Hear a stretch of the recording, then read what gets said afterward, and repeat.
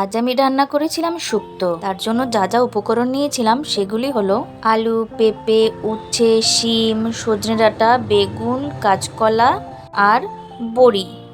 এরপর একটা কড়াইয়ে জল গরম করে তাতে কিছুটা লবণ দিয়ে আলু আর পেঁপেটা কিছুক্ষণ সিদ্ধ করে নেওয়ার পর সজনে ডাঁটা আর শিমটাও সিদ্ধ করে নেব। এদিকে একটা মশলা রেডি করে নেব। তার জন্য নিয়েছি 4টে কাঁচা লঙ্কা, কিছুটা কালো সর্ষে, পোস্ত আর 2 টুকরো আদা। মশলাটাকে মিক্সার গ্রাইন্ডারে পেস্ট করে নিতে হবে। এবারে একটা কড়াই গরম করে তাতে কিছুটা সর্ষের তেল দিয়ে দিতে হবে। তেলটা গরম হয়ে গেলে কতগুলো বড়ি লাল লাল করে ভেজে নিতে হবে। বড়িটা ভাজা হয়ে গেলে তুলে নিয়ে একে একে বাকি সবজিগুলোও ভেজে নিতে হবে। প্রথমে কলাটাকে আমি 70% মতো কুক করে নিলাম। এরপর বেগুনটাকেও আমি ভালো করে ভেজে তুলে নিয়েছি। সবশেষে আমি উচ্ছেটাকে ভেজে নিয়েছি। উচ্ছেটাকে একটু কড়া করেই ভেজে নিতে হবে। বাকি সবজিগুলো ভাজা হয়ে গেলে সেই তেলের মধ্যেই 1 চামচ ঘি দিয়ে দিতে হবে।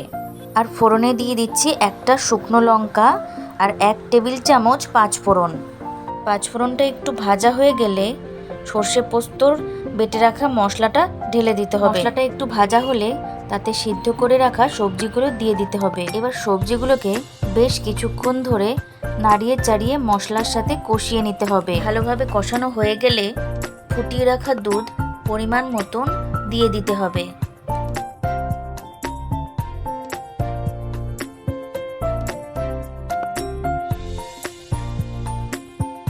কিছুক্ষণ ফুটে যাওয়ার পর ভেজে রাখা সবজিগুলো আমি দিয়ে দিলাম।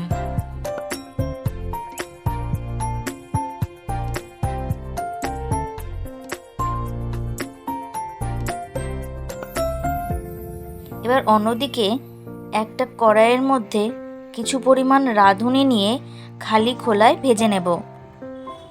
তারপর সেটাকে একটু গুঁড়ো করে নিতে হবে। গুঁড়ো করে রাখা রাঁধুনি মশলাটা হালকা করে শুক্তোর ওপর ছড়িয়ে দিতে হবে।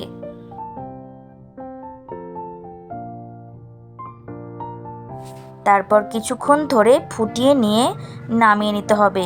এইভাবেই তৈরি হয়ে গেল শুক্তো।